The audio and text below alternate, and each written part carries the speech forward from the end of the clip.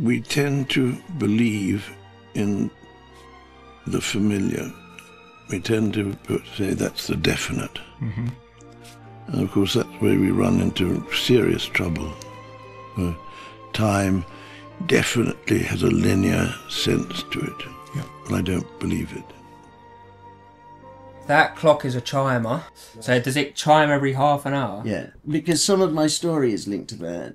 Oh, right. Some of my story, and I will share it with you. My father's book, which I've got a copy of here, is a digital book as well. And it has like QR codes in that has, so you can get access to certain films. And I made a little short film with him before he died, because his fascination was partly to do with films with time, and so I've also got a fascination with time, which has led me to collecting clocks, watches, astrolabes, everything to do with the marking of time. I mean, I'm studying I'm at watchmaking college at the moment, doing a day a week, because time doesn't exist even, but yeah, that's another story. My father and my mother both worked in films. My mother was an actress, Susan Stephen. She was what they called a rank star. She was in lots of films, Carry On Nurse. She was in a film with Alan Ladd called The Red Beret, For Better For Worse with Dirk Bogarde. So she was starring in a film called Pacific Destiny with Denham Elliott. And my father was the camera assistant, the focus puller on the film. It was one of the first English films to be made in foreign location. There was no Heathrow at the time, so they left from Croydon Airport. Oh, and wow. I don't know how long it took them, but they flew all the way down to Samoa, and they made the film based in Samoa, in Apia, in the eastern Samoa, the English Samoa part. And my mother and father met there, and I guess my mother was the star of the film, meeting and going out with a camera assistant was a funny story in of itself. But yeah, what a wonderful place to fall in love. My father came from Dutch heritage, really, and he was brought up by someone who his father had emigrated from Holland in the 1890s and had served in the British Army in the First World War and had been very badly wounded, facial wounds he had, which meant he was very reluctant to go outside. So he just dedicated his life really to reading, and amassed a library of about 30,000 books, which is a huge library. And of course not working meant that he wasn't earning money, so my family and my father, who were at that time living in Brighton, had to move to London, and the reason they could find somewhere cheap to live was because it was during the Blitz and everybody was moving out of London. And that was in the old Marylebone Road, which is where my father really lived right up until I'd long left home. So I was brought up in the same block of flats as they'd all moved to all that time ago, in the old Marylebone Road in Paddington, and that's where I was born, and my three other brothers. So Nicolas, which is a brother next to me, Luke, who's also a film producer, who runs a film company called Independent Films currently, and Sholto, who's worked as an assistant director. He lives in the States. So that was my core family. My father went on to remarry after I'd left home, and when my youngest brother was probably about 11 or 12, my mother and father had split up, and he married Teresa Russell, and that's when he moved out of the mansion block flat to where he lived in Asford Mews. I was blessed because my dad and my mum were quite, I suppose, forward-thinking people.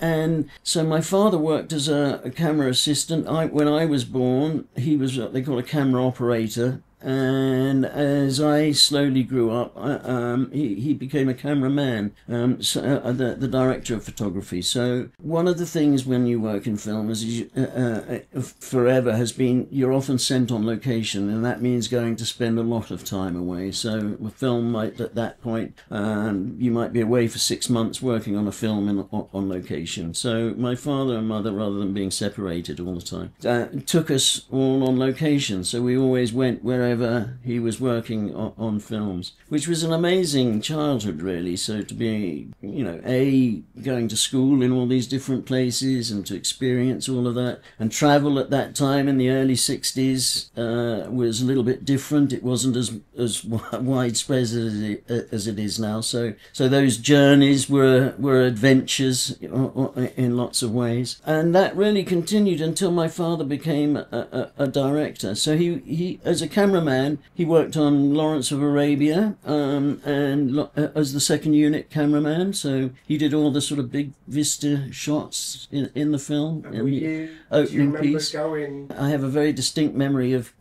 in the film, there's a piece of the film where they attack a railway, a train in a railway, and they built this railway in a circle, you know, so that they could put the train on it, go round, and you could do it with a moving train. And I couldn't believe watching them filming the attack of the train, and then putting the train on its side, and actually being able to go on the locomotive. It was just sort of, you know, that sort of stuff for a sort of 6-year-old kid is pretty good stuff. So it was amazing in that sense, being close to him. And we got some lovely photographs of him as a cameraman. I think he and all his sons on the camera, you know, and having that link to his work was really nice. Our second unit on Lawrence got a bit out of hand, you know, and Andre de Toth left. And having seen one person bite the dust, I decided to toe the line and shoot what was asked for. And when he became a director, the first film he directed was Performance, which it was in 1969 to come out in 1970. So it was in London, and I remember going and been back since Paris Square, which is where they filmed a lot of it, in Ladbroke Grove, the house that they worked in. And I remember on the way to school going to some of the interiors in Knightsbridge, which they shot some of the interiors for it there. He started on Performance because he wanted to be I suppose he wanted to be a director, but the director, Donald Cammell, who was an artist at the time in the 1960s and a good friend of Mick Jagger's, it was his film, and he designed it. He wanted my father to photograph it, and Donald Cammell had never made a film before, so he it became more of a director role as well as the cameraman, and has very much since become his film. My father's film is very much remembered for doing it. But Donald Cammell was the sort of co-director of that. Was he quite open to sharing the credit? Because a lot of people would kind of try and hog that and say, "Oh, I directed it, or I'm the name on the thing." Yes, no, he was. I think as much as anything, my father hadn't directed anything before either at that point. So.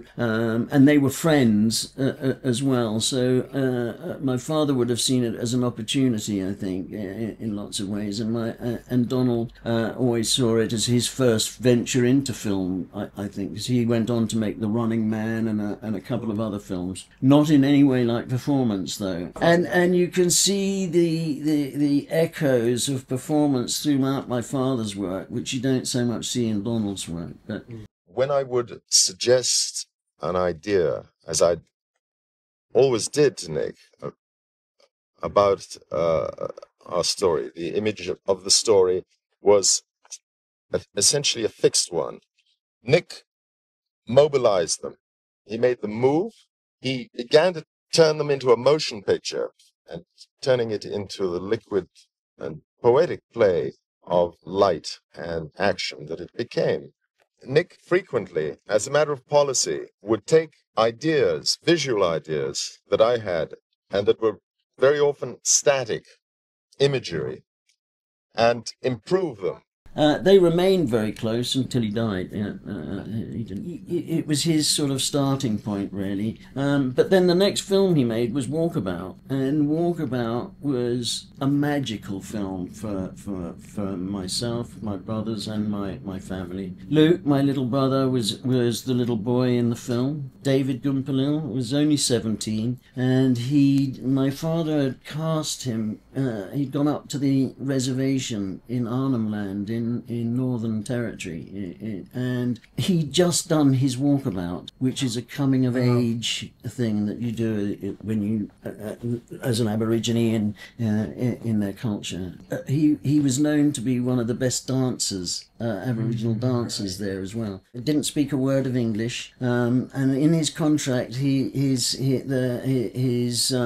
support, or I suppose his, if you're underage, you need to have an adult with you. And even though he was 17 and had done a war, spent I don't know how long in the desert on his own anyway. His uncle came with him, who was in his late 20s, played the didgeridoo. We spent about 6 months in the Australian outback. It was a tiny crew. There were only about 5 or 6 people, really. My father photographed it and directed it. My brother was in the picture. My mum looked after us. We were all living in tents in various places throughout the Simpson Desert where it was filmed in the Northern Territories. I think when you're in those circumstances, and sort of in a sense, you feel like you're blazing a trail, but it bonds people very closely.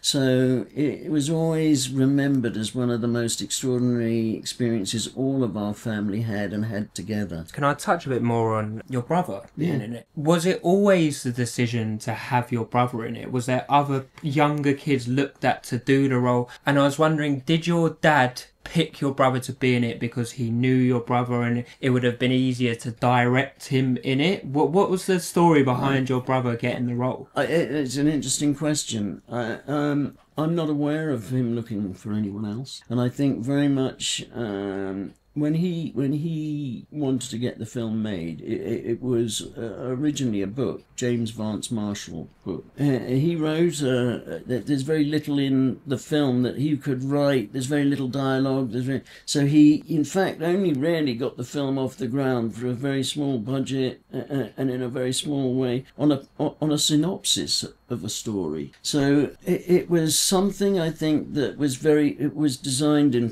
lots of ways to be quite small to allow him to make it. Jenny Agutter, although she'd recently done The Railway Children, was relatively unknown at the time. She was only 16 at the time as well, the girl in it. John Mellion, the man who commits suicide, he was quite a well-known Australian actor, but he was the only one. The rest of the family were either members of the crew or people that they weren't really even actors, really. So to some degree, to keep it small and intimate, and also because I think he was the right age for the little boy. Casting is very, very, very strange. And everybody likes putting their hand in. I see this person, I see that, but the part and feel it always belongs to someone. And you can sense when it's right to belong to them. I try to work on the script without really thinking who the person is. I don't like the idea of writing with someone in mind, I've always tried to avoid thinking about even what they look like. When the film came out, John Borman wanted to make The Little Prince, and he asked my brother if he would, my father and my brother, he wanted my brother to do it, and my father didn't want him to act in, and he didn't think it was right to let him. There's the bizarre dichotomy, I think, with both myself, my father and my mother. They're incredibly sort of open-minded and but actually quite conservative in lots of ways, and I think he wanted him to have a proper school and that he would be able to choose that experience later in life. It's a very difficult thing to be a child actor. Not many child actors continue being well-known actors afterwards. It's going to be quite damaging. A lot of the time, child actors, if they become well-known, their guardians are also partly wanting that. So whatever flows from the child will flow onto them. So they're going to be negotiating the deals. They're going to be ensuring that he's looked after and things. And I don't think my father would have, I don't think he liked that particularly much. So I'm just trying to rack my brains around it. Why does the dad at the start, why does he commit suicide? Well, did your dad explain this to you? No, he didn't. Because you were too young. Well, and also, I don't think it needs explanation in some ways. It's interpretation rather than explanation. John Mellion at the time was an alcoholic, funnily enough, and my God, how he managed to survive in that heat, drinking bottles of whiskey and things like that. I don't know, but in the heat. That's another story. We had to get the flying doctor in to come and rescue him towards the end after the filming, because his brain, the blood was boiling because the alcohol has a different. It was horrible, but I think people do things for all sorts of reasons, and I don't think the reasons of his suicide weren't material. The material part was that he, in effect, he was going to kill his children and kill himself, because one of those awful things that can happen when, for whatever reason, finances, relationships, all those things that break down and that add to people losing hope. And it was, to some degree, a sort of miracle that he didn't kill them at the time or injure them in some way. But he'd obviously not purposefully not told them where they were going, or that they were going to, there was a picnic, and it's something that dads don't do often with their kids. They were still in school uniform, probably picking them up from after school, take them out in some way. So I can't tell you exactly why he committed suicide or what the basis for that was, but the basis of it was to abandon the children ultimately in the desert, to be lost and to be totally and utterly inadequate in their surroundings. Another thing that really struck me when I watched Walkabout was the hunting scenes. David Gumpelil was hunting kangaroos in it. He had a belt I saw of like lizard heads. Yeah. Was he really hunting those animals in it? I mean, he really hunted those animals. And he caught the animals that we used in the film, and he taught us, me and my brothers, how to make spears over the fire, how to make these woomerers, which are these extension pieces of stick with a little hook in that they use to throw the spear with, get more force behind the spear. And he would showed us how to track it. In Australia, when as the sun goes down and you're in the desert, you're just utterly surrounded by rabbits. You've never seen so many rabbits in your life, and it's not even native to Australia. It's a real problem. So from where that elephant is, in a circle around me would just be rabbits as far as great. So yes, he there's a scene he does with that lizard, because he also sucks the blood from the lizard, and he did all that for real. That's what they do. He'd done it in his Walkabout. The scene, which blew my mind as well, when they're all looking for water, and he's kind of laughing, your brother's going up to him, they can't speak, so he's going, water, water. He kind of puts a stick into the sand, and somehow it's like a giant straw. He's like, was that real? Yeah, that area, that tree is a tree called a Kwangdong tree. I think I've got the one of the seeds from it. The seeds look like a brain, a bit like walnut, but they're hard, they're round, and it only flowers very, very rarely. And it'll flower and burst, and then it's over. We were really fortunate that it had... so part of it was driven by... And so around that area, we had to clear lots of the shrub to give it a more sandy look. That's what happens in Australia. You will have some groundwater, potentially, and that's why the tree, and there might be shrubs around it, because it's accessing groundwater. It might be that water completely dries up and disappears. But underneath, like in the Sahara, and when I've been in the Sahara, if you know how to do it and you know where to look, that you're able to get down into the aquifers. So when you clear the sand, you start to see it can be damp under the hot layer of sand on top, because it's and usually where plants when he realizes that they want water, he knows it's a dried up water hole, but that's only dried up on the surface. That won't be necessarily underneath. I think that's what it is often. I don't believe in luck. I think we create our own luck, by pushing to do things you want to do, and then things can fall into place. But you've worked hard to get to the point where those things fall into place. Some of that is a bit of luck, but ultimately it is a little bit of those talented people and those ideas, and then being able to communicate those ideas well and things. And as you say, David went on to be probably the biggest star in Australia as far as an Aborigine and as an Aborigine actor, and has brought huge attention to the Aborigines, and one of the few Aborigine faces who were genuinely from the reservation that became well known as well. So a lot of them, the sports people and things like that, they might have been grown up in the cities already, be exposed a lot to the culture, but at that time in 1970 on the reservation, it was a tribal way of life. So, as I said, he didn't speak English, so he learnt to speak English whilst he was on the film, and obviously then went on further. And I think part of the success was of the film, but the film wasn't a huge my father's never made huge box office successfully.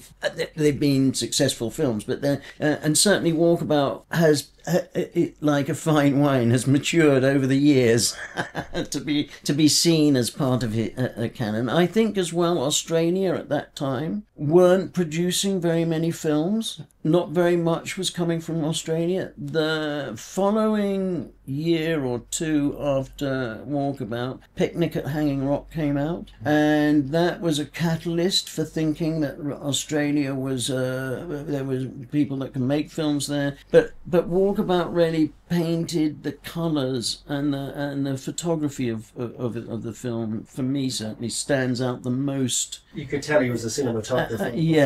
Absolutely. He loves the picture, and I think people have often said it shows Australia's colour better than a lot of other Australian films. So your dad worked with Mick Jagger. Your dad worked with David. Bowie. I never know whether it's Bowie or Bowie. I'm sure he did it. Yeah, I'm sure he did say it in an interview. I'm interested in, throughout your dad's career and like growing up around that, who you met and what those people were like. Did you meet Jagger? I didn't meet Bowie? Jagger, and I met Bowie, but I mean, hello, how are you? And that was it. I got tickets to go to his concert. Although we travelled with my father, and when my father was a cameraman, we'd go down onto the film set occasionally. So my dad also photographed Dr. Zhivago, and he had a disagreement with David Lean sort of halfway through and left production. And we were in Spain, and I remember visiting the sets on Zhivago.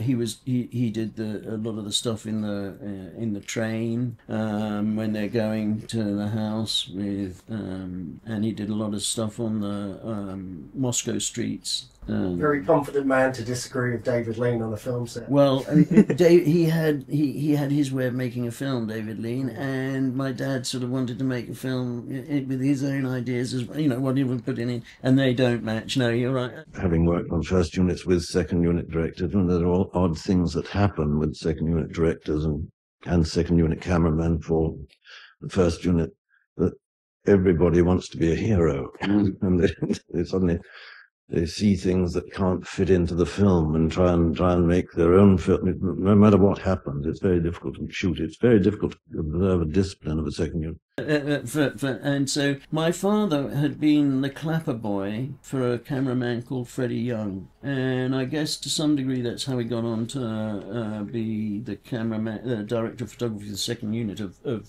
Lawrence of Arabia, because Freddie Young was David Lean's cameraman on that film. David Lean loved my dad's work from that film and asked him to do Zhivago. When it didn't work out, Freddie Young was the cameraman that took over. So Freddie Young was credited with Zhivago and got an Oscar for that, and he got an Oscar for doing Lawrence of Arabia. But really, both Oscars, were coloured with my father's work in there. So I want to go back to something that you said earlier about your father didn't necessarily make box office hits, but your father directed one of the greatest, in my opinion, and I think in Declan's opinion as well, one of the greatest children's films of all time. And one of my favourite films of all, I get genuinely excited talking about The Witches. Yeah. And it's just, I was just looking at your dad's filmography, your film catalogue. It's crazy how he went from like Walkabout to directing The Witches. Well, my father only really worked on projects that he wanted to do. I don't think he was asked to do things, and I worked on a couple of things that I think he did a film, part of a film compilation for Don Boyd called Aria, and he filmed one of those little pieces out of that along with a load of other directors. He also did one of the Young Indie Anna Jones episodes. He shot a lot of commercials. He wasn't averse to being asked to do work, but I think he primarily loved stories and loved storytelling. He grew up with this enormous library, and I have yet to meet anyone who could hold a group of people with a story better than he could. It was extraordinary. He had an incredible sense of humour and was incredibly loved by the people that he worked with and worked for because of this innate storytelling thing. And I think he was just captivated by certain stories and some of the sort of, the questions that they bring up to some degree. Well, Roald Dahl was not a fan of my father because he very much didn't like or agree with the way that film ended. Oh, really? Do you know what? That is the one thing where I was always like, you shouldn't have turned back into a boy. Yeah. Was that what? Yeah. Yeah. And Roald Dahl was not a man to be questioned either. I can imagine. Wow. So he was not too happy with that. But I think that in actual fact, it wasn't. There was a lot of problems with that ending because of the studios wanting it one way and the way it was. He loved, and one of his great films, his great friends was Angelica Houston. So he loved her and loved working with her. Right? Yeah. And so any excuse to do that somehow, he would do. I think he always loved working on the films he worked on, and he was a part of the crew very much. So because he'd been a part of from clapper loading to, he knew all the prop men or the carpenters and they all loved him and he loved them, and so the working environment was always like it was always really lovely regardless of what the film came out as. So I think with all filmmaking and certainly anyone that's trying to make a film that they want to impose their ideas onto, it's a compromise. And it's been very interesting for me now, having spent 15 years working in the NHS, trying to change the NHS approach to collaboration. They call it co-production. Well, in the film world, co-productions have been going for it's a year dot. I worked on lots of co-productions which were produced by a German in Germany and then filmed in the Isle of Man using a certain amount of crew from here and a certain amount of crew from there, because it's all got to be, they're paying, all this sort of. So filmmaking as well is about compromise. It's where you're prepared to make those compromises and where you want to hold firm. I suppose the people of my age are the first or the second generation of realizing what the cinema is. I mean, my children think of everything visually, because they come in, go to watch television, media, practically everything is a visual exchange. One of the loveliest examples of that I think, my father was a great believer in making the location or making the situation work for you. So you hear often of directors or films being made where they come to shoot the last sort of scene of this love film, and there's a man who's in love with a woman they've just got together, and it's on the beach. beach, and they see us sit on the beach, and the sun's setting over the water, and you turn up on location and it's pouring with rain, and a lot of people will think, oh no, we can't shoot that, and we'll postpone. What can we go? Is there anything we can go indoors with? Is it we can do the interiors? No, maybe it'll. And I think, you know, my father was a great one. I think, well, no, let's put them under a coat and have them makes them come closer together and make use of the sort of make that a romantic setting for it. I think there's also something about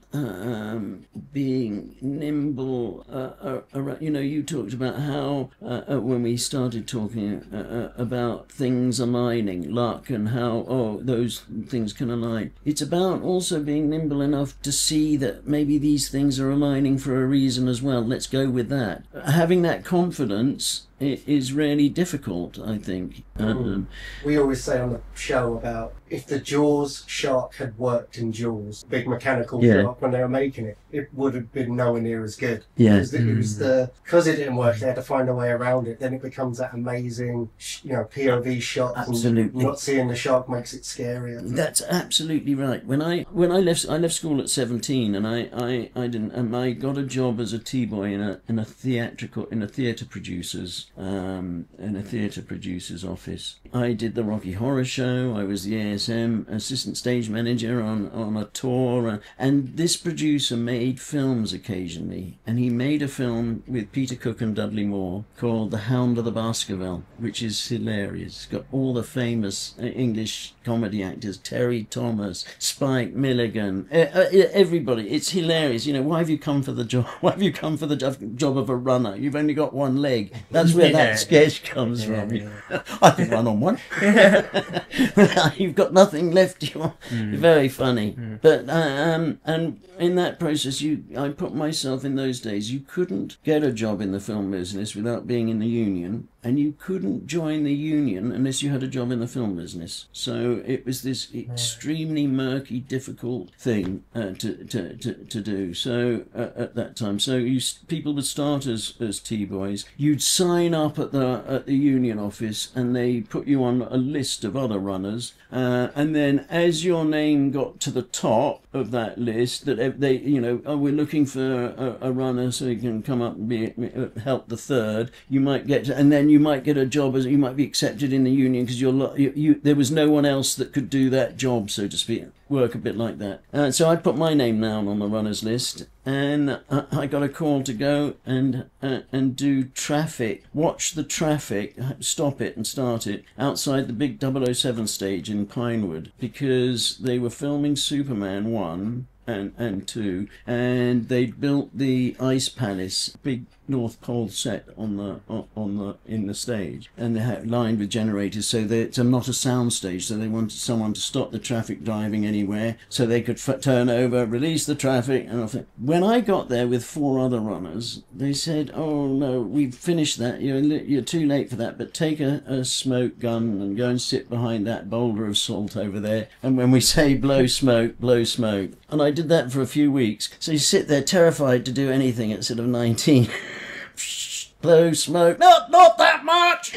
Oh god. Oh no. But they asked after a couple of weeks of this. They said that the runner that they had was struggling to deliver the call sheet, the daily sheet that they need to give out for 5 filming units that were happening in Pinewood. Could I help him after during the day? I ended up being the main runner on Superman 1 and 2 from that. I just helped with the call sheet. So in the end, I have this fantastic credit with him and the other guy that I helped. Trainee assistants.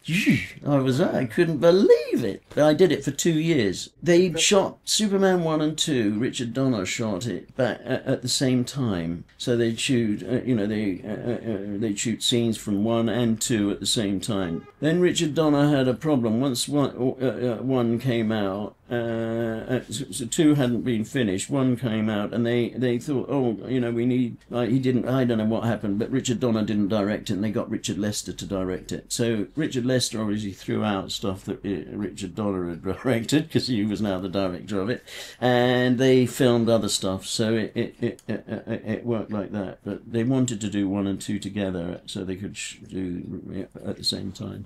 Pretty amazing. Well, I could not believe it, and so it gave me. But the story I was going to say was more to what you had said about how much filmmakers might be forced, because when I am forced to use their imagination, because when I was a runner, the film I'd done before as a runner, imagine this is how long ago it is, was done on a Gestetner, a Roneo, which is you had to type up on a special sheet which punched the letters in, and you put it on this printing machine that would go round and round, and you'd run off copies of your script or the call sheet or what. No photocopiers. That didn't exist. So Superman, being this huge franchise, they had a photocopier. I bet you was buzzing. And the photocopier was the size, you know, and it had lots of. It was really, you know, everything you could imagine that you would need to print loads of. And the art director came in one day, and I said to him, "God, I think it's amazing when I go down onto that set you've built the Grand Central Station, Lex Luthor's lair. You know, all the things. It's just amazing. I can't understand how you can read it." He said, "No, it's one, but I said, "You must be wonderful having the budget to do that." He said, "You know, sometimes it's much better not to have that budget. And then if you are doing a science fiction film, you might make you think, well, what, instead of having these panels with flashing lights, just have a plain piece of glass and you touch that." And that's a super cheap way of doing something.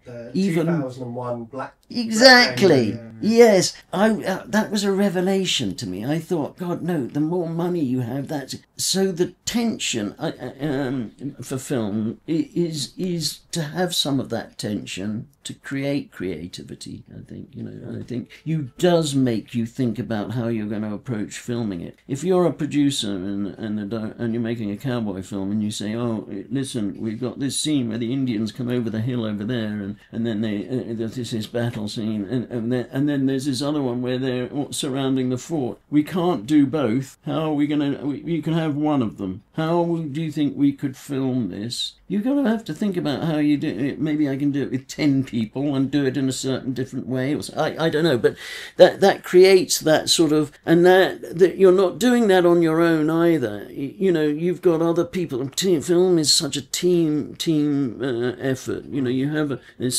someone that sort of coordinates it, the director. It's trying to be the centre of it. But so many people feed into that, you know, from the director of photography to the set designers, even the costume designers. You know, the colours of the costume that they're going to have considered because of the set and the colours of the set, the way the person's going to light it, all of those things. Sometimes they're things that the director hasn't got any experience in at all and doesn't even know how to or what to, how he might manipulate or put his stamp on it. So you're relying when you crew your film, you know, you interview people, you're relying on some way of also getting people that you're going to be really comfortable working with and being vulnerable with. You said that you worked in theatre. Did you always want to go into film? Because I'm wondering, is that the career path that you settled on, or did you... It sounds more like you fell into it. I don't know. I'm trying to get the sense, did you want to do it? Because, you know, my dad's a plumber, and he always used to make me go to all these sites, yeah. and all I would do, he'd go and get me this the spanner. So I'd hand it to him, or go and sweep that pile of dust. And I'll be lucky if I got a tenner. And I walked away from it thinking, I don't want to be a fucking plumber. You know what I mean? And I'm wondering, did you? Well, it taught me discipline, by the way. Yeah. Did your experiences growing up, like, did you always want to work in film after seeing it from your dad? I love that question. actually. I can't answer you with the full knowledge that I know, but because of the way we'd grown up, I had no formal education. I mean, my dad sort of thought, oh my God, what have we done? And I was 15 and said, right, we're going to go to this school in London, we do O-levels, but he sent my brother Luke to a school in Scotland, a boarding school. Sholto, my other brother, went to the lycée in South Kensington, and that was it. They weren't travelling, and I think there was because I went to school, I got 3 O-levels. I mean, there was really no way that I could fit back into an English system of education. I'd been in Malibu High School for 18 months with my dad when I was in, and before that we'd been in Spain. When we did Walkabout, I didn't go to school for a year, because after we'd finished Walkabout, we came back through LA and then the South Seas. We went back to Samoa where my mum and dad met, which was really nice, and then went to the States. My dad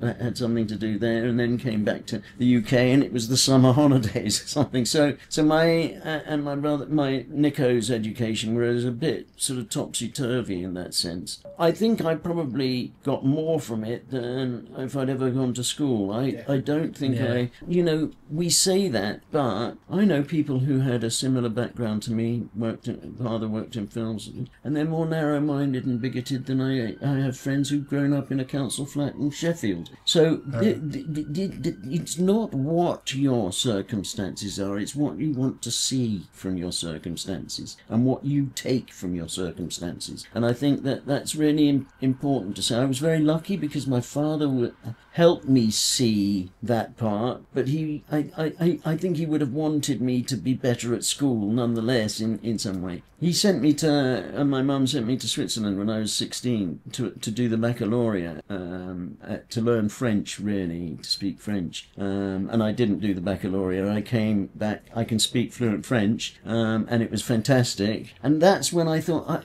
I came back. I'd never thought about what I was going to do when I left school. I hadn't had an education or a parentage that made you, all he said was, you just do whatever you want to do. Yeah. Do whatever you want to do. I'd be very happy whatever you do. And I think that, without doubt, when I came back from school, my dad said, I saw Michael White, the producer's name was, a theatre producer. My cousin was the star of the Rocky Horror Show. My aunt was an actress in the theatre. So, my mother had been an actress. I didn't know anyone that was outside of that sort of stuff, and nor did my dad either. In a sense, I started working on it in 1976. It was still at the King's Road Theatre, and it still had some of the original cast. So I don't know how. In fact, it's fascinating because let me tell you this, because my dad said answer your question, because my dad sort of got me the job as the runner or the T-boy in this office, because he didn't want me coming back from not going from, and he wanted me to be working. But I really liked working. I liked seeing the people. I didn't mind picking tea, and I didn't mind. And they said, "Oh, we've got this play we're doing, and the ASM needs is the understudy for one of the parts." And really, he wants to just be the understudy. Can you just go and being an ASM is just making tea in the theatre for the people that are working there, or carrying something for someone. It's just this general dog's body assistant. And so that was such great fun. And then when I'd done this tour, he made these films. So and whilst I was the T-boy in the office, Peter Cook and Dudley Moore would come in and writing this script. I then, before I did the film, because the script was still being read, when I was on that Rocky Horror Show, doing the tour, I went all over England, did theatre, 1 week in Bournemouth, 1 week in Glasgow, 1 week, and every time we got the set in, the master carpenter, is what they were called then, but the master carpenter who was constructed the set, was the master carpenter for the Royal Court. And he said, "Oh, you should come and work at the Royal Court." And at that point, Richard O'Brien, who did the Rocky Horror Show, and my cousin, Belinda, did a play in the Royal Court. called TZ. It had Warren Clark as well, about post-nuclear Tarzan in Los Angeles. Oh, A very, wow. very strange musical. Richard Hartley did the music, the same guy that did the Rocky Horror Show. And so I became the assistant stage manager for the Royal Court for 6 months. Whilst I was rehearsing at the end of the King's Road, I bumped into, passing a shop called Zapata Shoes, and the guy I got to know, and then I became, I started to write for the Italian Vogue. It was Manolo Blahnik, who became really famous for his shoes in Sex in the City, and he became one. So it all happened just because you meet somebody in passing in some way, and it's progressed from there. But the opportunity came to do the film as a runner, and I thought, oh great, I'll do that. I'd really like to. I said to myself, I'm not going to want to be a director. I don't want to do what my dad does, and I'll never work with my father. That's going to be my rule. I'm going to work in production rather than camera, because he's done that camera bit. I don't want to be coloured by my dad so much. My dad was, I had a great relationship with my dad. I adored my dad. But, when you're growing up and you're sort of 16, 17, you want to break away from him. And then you sort of get this whole thing of everybody thinks it's nepotism and you're going to be following in your father's footsteps. So I had all of that. So I thought I'd go into production and I'll be... and I really loved being a runner. And as I say, I did this one job, The Hound and the Baskerville. John Goldstone and Michael White produced. And from that, put myself on the runner's list and got the job on Superman, and I did that for 2 years. Well, I was by then 2 years on that film made me an established runner. Yeah. You've worked in some big productions in films and you've worked in some big productions in theatre. What's the differences? Well, it's interesting because I wouldn't... The productions have been a huge now because of the success that they've had. But the Rocky Horror Show was really quite small. It was done in it was done in a local theatre up the road, in the King's Road Theatre. And I met one of the ushers. I don't know if you... I'm probably not, but when the ushers all wore Rocky Horror masks, and when they showed people to the seats, they were one of the, it's a bit frightening blokes showing you to your seat. One of the ushers was Hanif Kurashai, who later wrote My Beautiful Laundrette. Oh, wow. And Sammy and Rosie Get Laid, and several other films Hanif wrote. He was 17 at the time, and I was probably 18, 19. And we became quite friends. Used to sit on the back steps, have a joint together. This crazy... Now he went on to be a writer, a really great writer in films. It's crazy, Waldo, because we have talked about extensively about making your own luck. And that's another example of it. You just met someone. Correct me if I'm wrong. The screenplay for My Beautiful Laundrette was nominated for an Oscar. I mean, Hanif was a bit, was big, and Stephen Frears was a great is a great filmmaker. He's made lots of great films in one way or another. It's interesting because all his films, he doesn't like lots of characters. He likes really intimate film, and I think the thing with My Beautiful Laundrette at the time, I mean, it was a seminal film for many of us. No less than for Hanif or Stephen. I think it helped them. Daniel Day-Lewis went on to become a huge star. One of the greatest actors of all time. Of all time. But at that time, it was a very small production. I actually worked on this production because Sarah Radcliffe, who produced it, was a production manager on a television series for Channel 4, and my brother was her runner. And they decided, with another guy called Tim Bevan, to set up a pop promo company called Aldabra. And Sarah and Tim and Luke produced pop videos from it. And they were the first company to do this, really. And they were sort of successful at doing it. And Tim and Sarah wanted to get into filmmaking and make films. So they started working title. My Beautiful Laundrette came up. And so I'd run lots of the pop promos, partly because my brother was there. So I knew Sarah and I knew Tim. I was only a second assistant at the time, but it was working title that made made me a first and then later a production manager. It mostly worked through them. So I got to do my Beautiful Laundrette really because of that. So even then, that crew was a very Oliver Stapleton was the cameraman, wonderful cameraman, but and Stephen Frears had made some other films that were great. So it wasn't that they were new, but the rest of the crew were sort of newish, and it was at a time when Channel 4 was entering and the unions were being busted, and so you could start to employ a runner that would be a driver as well, and you don't need stand-ins, you don't need this, you don't need that. How can we make this tiny film as a first-off film for something? So it was made on a shoestring budget using a real laundrette in Southwark. So it then took on a bigger life because of what it was seminal for its time as one of the first films to sort of talk about those issues. Certainly anything to do with being gay or interracial things, relationships wasn't something, or people were still very frightened of. It was quite cutting edge. On release, there was quite a lot of controversy around it. The Pakistani community didn't agree with the portrayal. I think someone was quoted, "There are no gay people in the Pakistani community," is one of the statements that come out. What was the fallout like?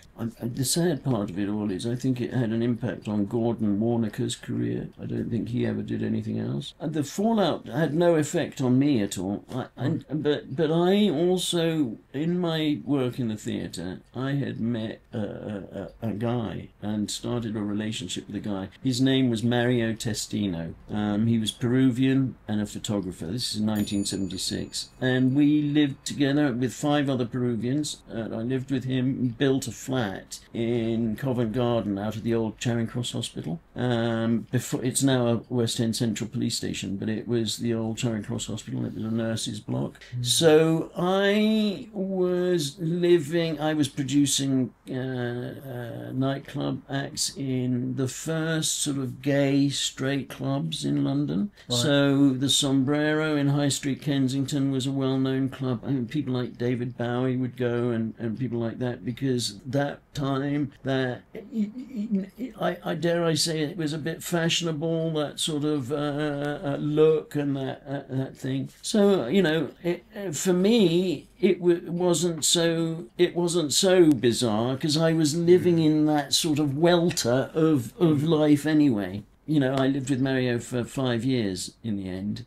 and he went on to become one of the most famous photographers of all in the world. He took all Princess Diana's photographs. He's, hugely famous fashion photographer, the most best-known photographer in the world to some degree at the moment.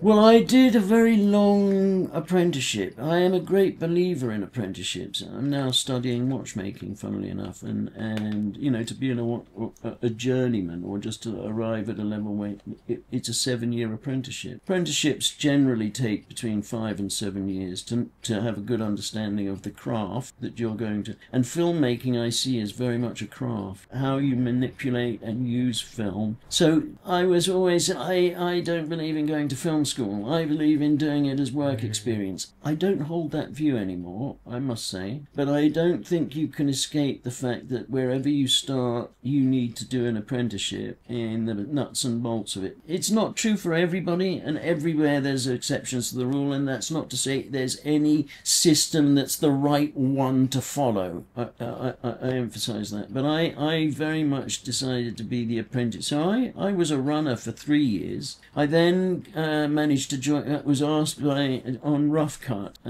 Jack of Diamonds, Burt Reynolds and Leslie Ann Down, which was a big film at the time. I had just done a film as a runner.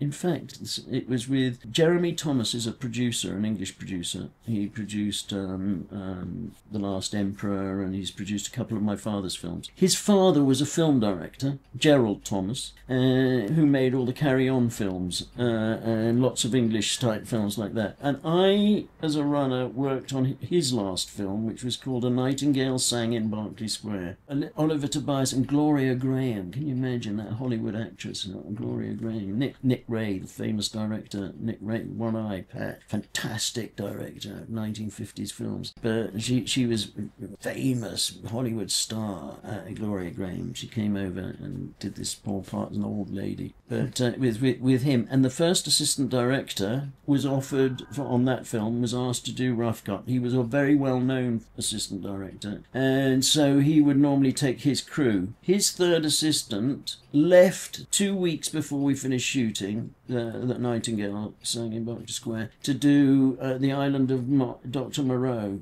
And when David Tringham went to do the rough cut, he could argue that I had worked the last 2 weeks with him, that I was best done, and they got argument for me to join the union and then be his third assistant on this film. So I'd been a runner for 3 years. I got to be a third assistant on rough cut. I got my card. I've still got it in that box up there, and it has 2 black lines printed down either side, because you were restricted to that grade for 2 years. So I was a third assistant for another 2 years, and then I became a second assistant, and I was a second assistant for 2 years. And then I became a first assistant, and I was a first assistant for 5 years, I think. So I'd done all of that before I became a production manager and then production supervisor, and had a huge variety of work that I'd worked on, from, you know, tiny things like My Beautiful Laundrette to bigger, more big budget sort of type films, lots of stuff abroad, lots of understanding scheduling, understanding budgeting, understanding what's possible to do and what sort of time frames they take. All of that are skills you can only get through experience. And in fact, he was a runner that I had, and then a third and second assistant that I had. He's now a first assistant director. He, for the last few years, I think in Europe somewhere, they realised there's nowhere you can learn to be an assistant director. So they've set up a load of courses to become assistant. And he teaches these guys once or twice a year. He goes and then teaches a cohort about what actually being an assistant director means on the set, and what your expectations and what those expectations are. I take it you met Daniel Day-Lewis. Oh yeah, I mean, yeah. He is now recognised as probably the greatest male actor ever, and I don't agree, by the way, with he's won the most Oscars, so therefore he's the best, because there's many talented actors who are incredible that would never win an Oscar. I personally, I tell Declan all the time, I think the Oscars is very elitist. You know, what I'm trying to get at is, did you get any sense when you met Daniel Day-Lewis that this guy was going to become a giant and become possibly the greatest actor of all time? Well, he certainly stood out. I don't think you can ever say anyone or anything is the greatest of all time. No. Because it's such a subjective thing. And I think that's why what you say about the Oscars is very subjective to the Academy. You know, it's what... And my father was a member of the Academy. He used to get all the films for the Oscars and vote on them. There's about 5,000 members of the Academy that vote on the Oscars. So it's elitist insofar as it's not a public vote. And it's what the studios and the filmmakers, for some reason, think. There are a lot of films I can't believe they've got Oscars as well. And I don't think my father either was not a great believer in prizes for things. And film and storytelling, and the prizes are only worth anything for studios and people trying to generate work or off it, or trying to, you know, because it's very subjective. You know, some people regard one film as being the greatest film that's made, other people and of course there are schools of thought that majority of people think this one, or the majority of the people think that. When I saw Star Wars in 1977, did I think it would spawn an entire revolution in filmmaking? Absolutely not. Change doesn't happen like that either. It's very, you know, when you look at a photograph of yourself when you're my age, when you look at a photograph of yourself in a unit still, I can barely recognise myself. I can't believe I look like that. I look like this. You know, you don't see yourself change. So I was never in the business of thinking of what the next great thing is going to be. So, you know, with Daniel, I could see he was a great actor. He was an incredibly thoughtful actor. And actually, a bit like when I worked with Jeff Goldblum, some actors are really considered about what they're doing, and they like to either have people away from them because they're really thinking about what they're doing. It's not that they're getting into character or whatever, but they really, and this is about craft as well, take their craft really seriously. You know, a lot of actors don't bother. They're great. And they're great because they don't bother, even. Some of the stuff that Daniel Day-Lewis would do wouldn't be what something like The Rock would do. Yeah. But The Rock isn't as considered about what he's coming from as Daniel Day-Lewis. And I think that's it. I think what's wonderful is when you get to the point where you feel you can do it the way that you're doing it, and people love that. So you know, without doubt, I'm sure he's really, you know, glad that people feel strongly that he's a great actor in that sense, because I think he feels very strongly about his craft and his ability to tell a story emotionally and put so much into it that it comes flying off the screen. Having cerebral palsy and his portrayal of someone with cerebral palsy in My Left Foot, it just really blew me away, and I was like, this that was incredible. And it is subjective. Like films that me and Declan watch as 34-year-olds, we tell the 34-year-olds we hang around with that are nowhere near into films, watch Once Upon a Time in the West, and they'd be like, I don't understand this, and we'd be like, no, break it down, it's got Ennio Morricone's score, like, you know, it is subjective to each person. Whereas my friend Marcus is a big fan of The Rock, and he thinks The Tooth Fairy's a good film. Exactly. And my dad would say he's not wrong, because you know, actually, I think Steven Spielberg and George Lucas, they have what The Rock has, and a little bit of maybe what Daniel Day-Lewis can have as well. Yes. Because I think everyone wants their film to be hugely popular and to be understood. That doesn't mean to say it will be, or that they have the talent to be appealing to such a wide variety. The genius of George Lucas and Steven Spielberg, and I you know, I'll illustrate it with this story. When I worked on Indiana Jones and asked Indiana Jones Chronicles, we were supposedly young Indy and his sidekick had been shipwrecked or stranded on one of the South Sea Islands, and this island was inhabited by people who collect yams. They put them in these incredible yam houses. It's set in the 1920s, or just after the First World War, which is when young Indy is sort of young, and he finds himself on this island, and there's this incredible French philanthropist who's got a wonderful big house on the island, who's studying these natives who, with their yams, they sort of put them over their genitals and wear them like this, a certain sort of ceremonies and things. So, and this is an actual true fact, so I can't remember the name of the French philanthropist that was there, but the idea of young Indy is that he bumps into and interacts with these incredibly important people throughout history. So French philanthropist, he bumps into Leo Tolstoy in another story. In another story he meets Mata Hari, that's the one that my dad did.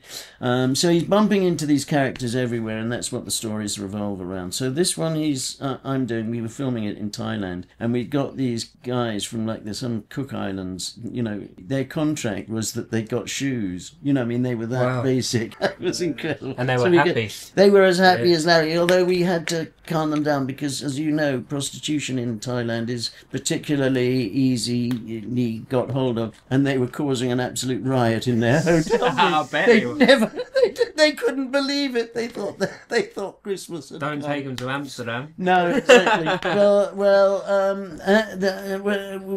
The art department, because this guy lived, he had his house has photographs of it. They constructed the house, they built it looked absolutely brilliant. It looked just like the house in the photographs, and George Lucas arrived, and he said, what's this house? This isn't how I imagined this house. Take it down. Start again. And I think that's the genius. Because it doesn't matter what it historically was. It doesn't matter how any of that. He understands what people think it should look like. So what his idea of a philanthropist's house in the 1920s would be what most people think it should looks like. If you said that to some Joe Bloggs in the street, they'd imagine what he would put up, if you know what I mean. If you put up some weird house that was no, I can't. He said, that was his house, was it? You know. So sometimes, and I think that's his ability, is to translate what we all imagine a hero like Indiana Jones to be. So,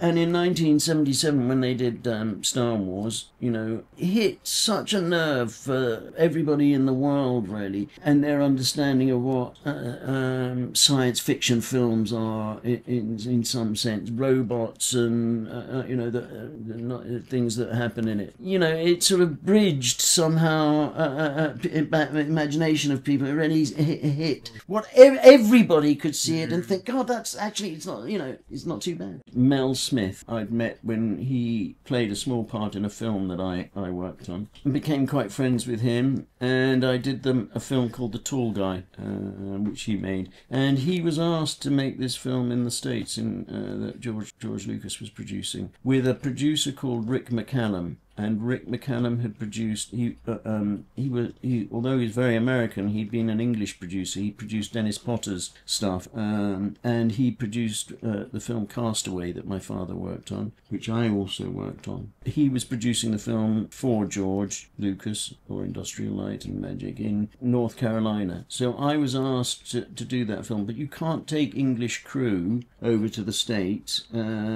because they're very heavily unionized, and they would say you need to employ an American assistant director, not an English one. You know, because it was a George Lucas film, he basically was able to say, you know, that's who I want that person to come on the film, and you have that much power, you're able to sort of allow that to happen. So he certainly allowed me to join the DGA, Directors Guild of America, and that gave me an ability to come and work on this film with Mel. Plus, if you're a director, you join the DGA, they want you to join because you're going to be employing lots of Americans when you do. So it's a little different when you're a director than if you're an assistant director. And of course, Radioland Murders as well was written by George something like 20 years prior to where we were making it. He'd written it and had been wanting to make this film for a long time. I'm not sure how happy he is with it in the end, because as I said earlier, it didn't do very well at all, unfortunately. It wasn't liked or anything. Had the most fantastic cast. It's a great sort of comedy film, but just like some things don't hit a nerve for some reason, it don't work. He directed some of it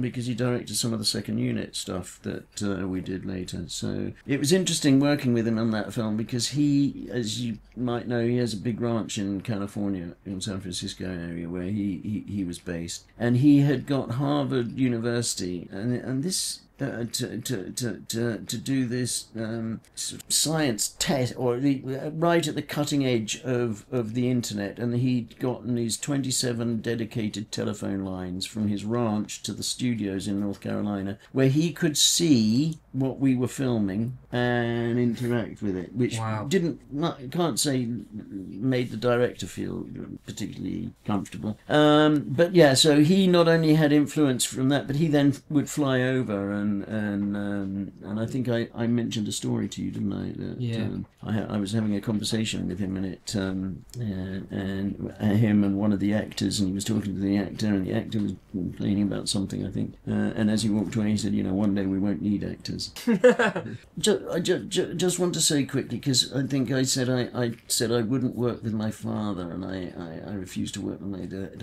I was really fortunate because I was doing a film with an assistant director as a second, who was asked to do a film that my dad was directing as a first, and I sort of thought about it, and I thought, it would be awful if I'd never worked with my father.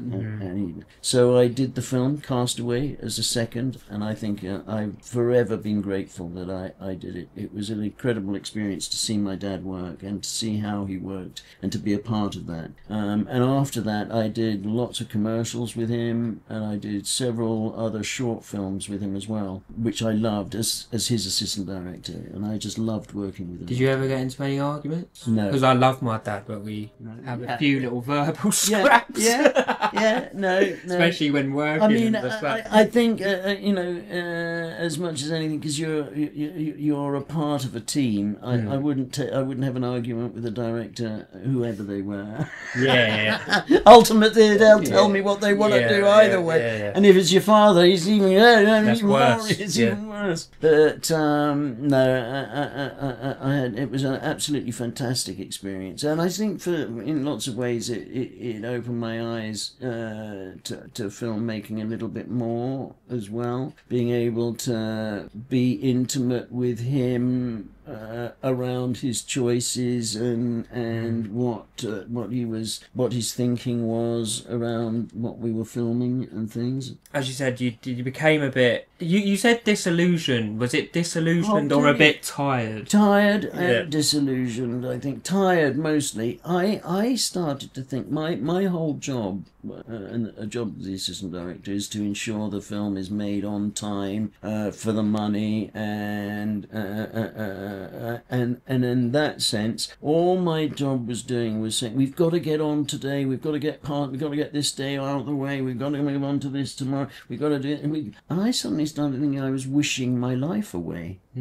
I want to get through all this work so much that I'm never going to get these days back. I don't want the day to end. In some ways, I couldn't wait for it to end to go home. I was also sick of what I was doing, and I thought, I'm going to become a production manager. I don't care if I don't work again. I'm not doing assistant directing anymore. And I was very lucky again with Working Title, because of my relationship with them, that they offered me to do a job as a production manager, which I did, and I did An Ideal Husband, which was really great. And because I was moving off the set, out of the pressure in lots of ways, I think I thrived better under the pressure of being on the set. And I think that when I became a production manager and then producer, I was only ever a line producer, so I never produced a film I wanted to make. I only ever produced a film for someone else that they employ you to produce. So it's a little bit different in that sense. I didn't really think about wanting to produce. I'd started,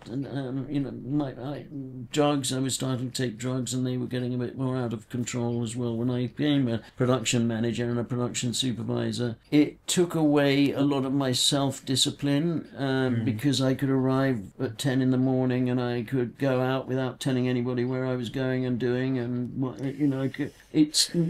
I started not being as what I should be, and so it was affecting my work, and I had a really great reputation, and that can only carry you so far, and to some degree. So after really falling to pieces, I think in lots of ways on Kevin and Perry at Large, which I loved doing. I'd worked with Harry Enfield before. I did a long-running television series with him called Gone to the Dogs with Ellison Stedman and Jim Broadbent. We got on really well. He was really pleased that I was doing it, but I think my behaviour on it really probably disillusioned him a little bit. But it was a catalyst nonetheless for me to...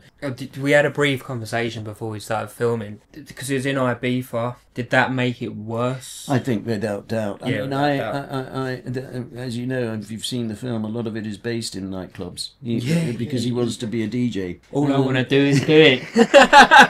Exactly. So I was negotiating with the owners of these nightclubs and going in them and spending all night. And believe me, the owners are as much into the drugs it's the culture, all night culture. And it was fantastic as far as I was concerned. But I'm really pleased the way the film turned out. Thank God the film turned out really well, and I'm really pleased to have been associated with it. I think it's great to have done it. So you had your battles, and then, as I understand, you went to rehab. Yeah, I had my battles with my addiction, and after that, I really ended up on the street. I was in and out of rehab more than once for about a couple of years, really. I'd lost everything. I'd lost my wife. I'd lost my house. I had nothing. My dad, I've got two stepbrothers. My dad was as helpful as he could be, but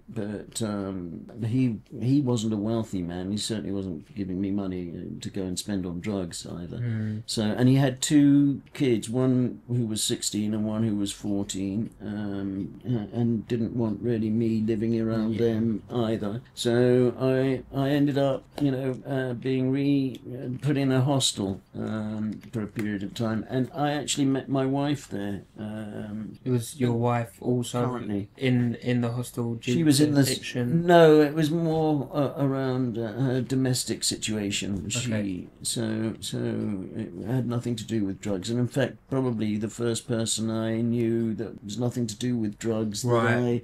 A large part of my career I'd taken drugs, but I'd been able to manage it. People sort of knew, but it never impinged in any way on what I was doing, and I was able to arrange it. It wasn't till I became a sort of producer that it really had a big impact, and part of that impact was crack cocaine became fashionable at the time, and I think that really drove you can't do that and do it and manage it. That's not a manageable thing to do. It's funny how this has turned into a story about recovery. As I was discussing it, I'm happy to talk about it. I have my own struggles with alcohol. It's something that I hear a lot because I speak to a lot of other people in recovery. One of my things was, I can't be in addiction because I'm going to work. Like I'm still living living a life, and I'd use that as a defense. Is that what you felt like? It seems like when you left the structure of this is why it's so important in our work in CNWL, the recovery college, employment specialist, getting people into work, because I have empathy because I've been through this situation. And one of my things was, as I said, my friend sadly passed away, and I was signed off of work, and I drank heavily to deal with the grief, but I also drank heavily because I wasn't working. So I'd wake up, I'd remember my friend had died, I didn't have to go to work, so I started drinking all day,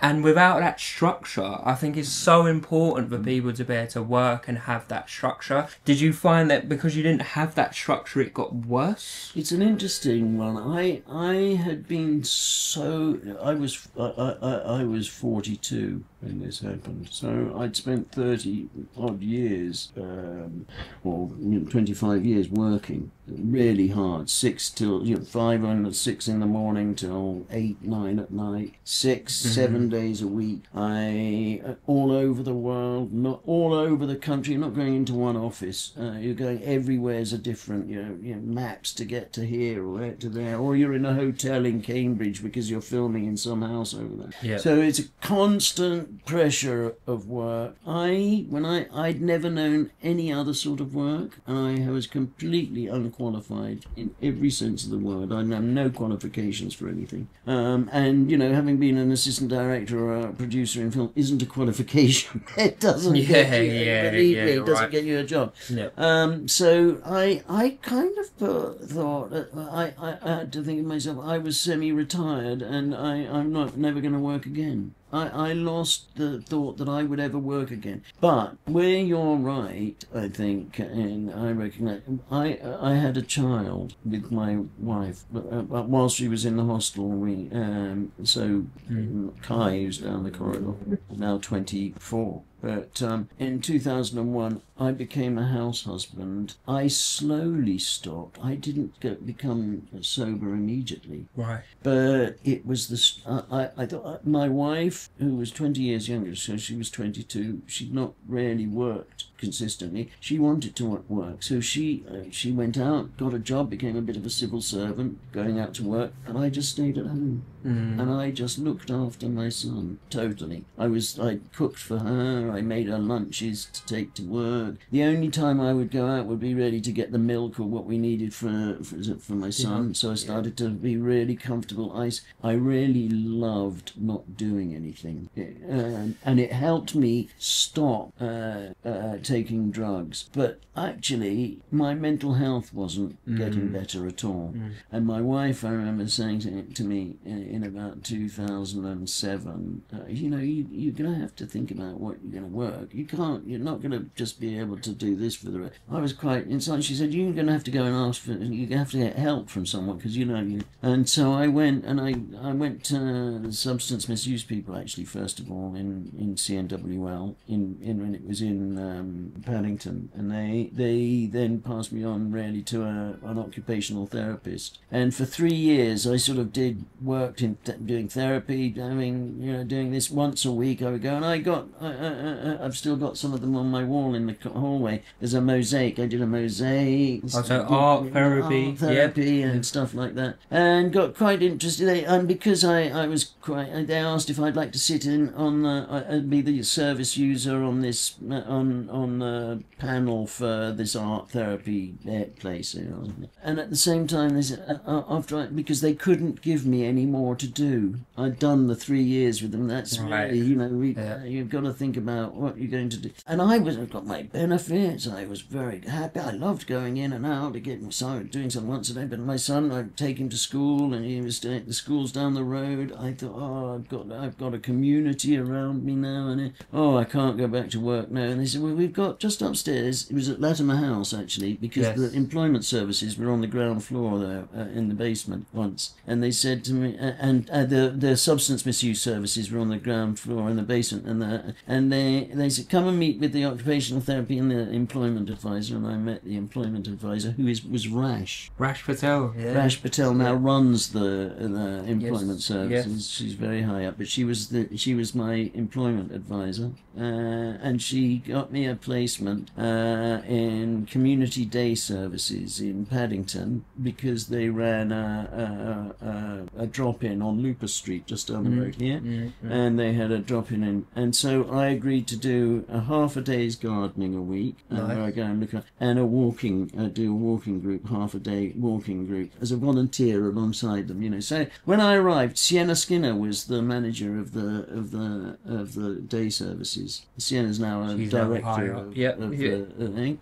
and I got given a set of keys to the building. Wow! And you thought, what a responsibility from this is fantastic. I've got this responsibility again. I feel I'm being trusted, and I started going to do the drop-in. I'd cook lunch for everybody in the drop-in with someone, and then I did this I started in 2009. IMROC got involved with IMROC because they started to close services, and the day service was closed. So Sienna, myself, and a few others morphed into starting the Recovery College, and that started about 2011. I did the first peer support training. I was now volunteering 3 days a week, loving it, being a major part, sitting with old Claire Murdoch and all the heads of department in the steering meetings, having a voice and being listened to, and it was just like, fucking can't believe it. That's just, and I've got something I can be passionate about, because I really think we think about bringing lived experience into the workforce.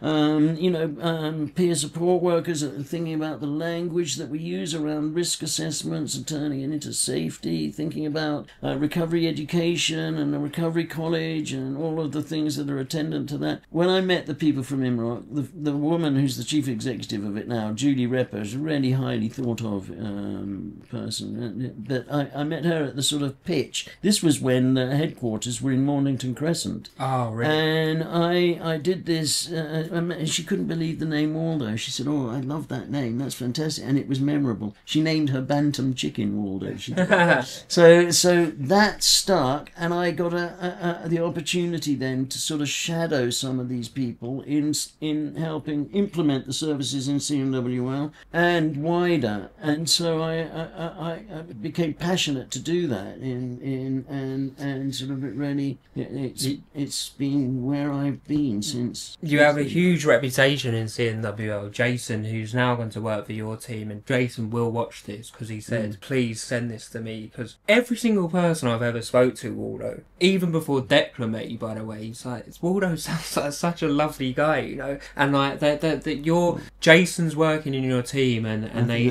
they said they always ask about how's Waldo every single day, you know, and it's just like, it's so inspirational that you've gone from working in films, and your dad was this huge filmmaker, and then you made your own career in films, and you talked about not wanting to work with your dad, and number one, I'm so happy that you did work with your dad, because when you was telling me that story, working with my dad made me like love my dad even more, because like he wanted me to go to work and he wanted me to learn stuff. I don't know why he only gave me a tenner. I was doing about 50 quid worth of work. I love it. The little son. So, and you know, I'd have such funny stories working with my dad. Like one time he always tells Declan, like, I went missing for the day, and my dad, I had overturned a bucket in a secret room, and I was like asleep, and he ended up not paying me for that day, you know. But it's just so amazing how like you then lost everything due to addiction, but you rebuilt yourself, and now you're giving back to people. I find that for someone who's struggled with addiction themselves, I find that very, if I'm honest, very inspirational. Oh, that's lovely. You know, Phil, I saw on LinkedIn that you'd been given that position, your new project manager. Yeah, attraction and talent project lead. So I'm reviewing, you know, our processes, our interview processes, to make them fair, to make them more inclusive. I loved it. I said, and that's when we sort of mended, because I think that's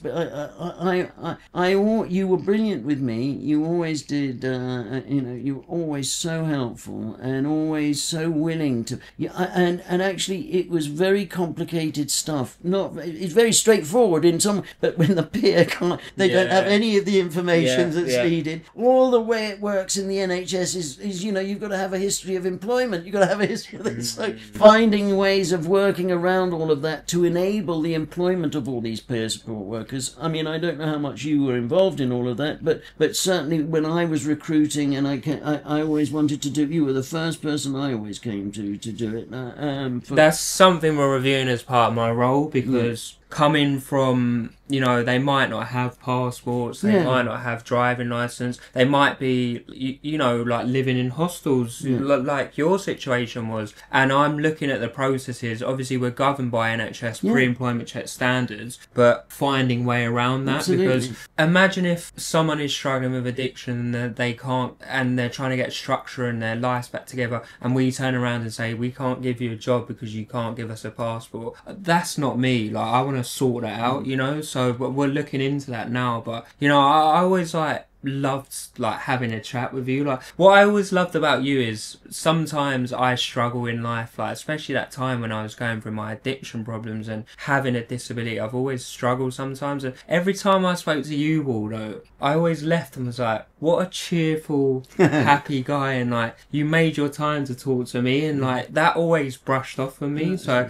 it's just like, it's just great how it's gone full circle to be able to speak to you today and hear about your life. It's fantastic, Phil. I loved it, and I loved it when you said you'd studied filming. You should have a look at this then. I loved it. It's fantastic. It's so great hearing about it. I love, and that's something. I think you're right. I am so pleased I worked with my dad, because I think I got it. Definitely helped me see a part of my father I would never have seen if I hadn't, and gave him an insight to me in a totally different way, in an adult world. In that sense, I thought that was absolutely fantastic. But I also now think there's every worth in going to film school. I do think that you can.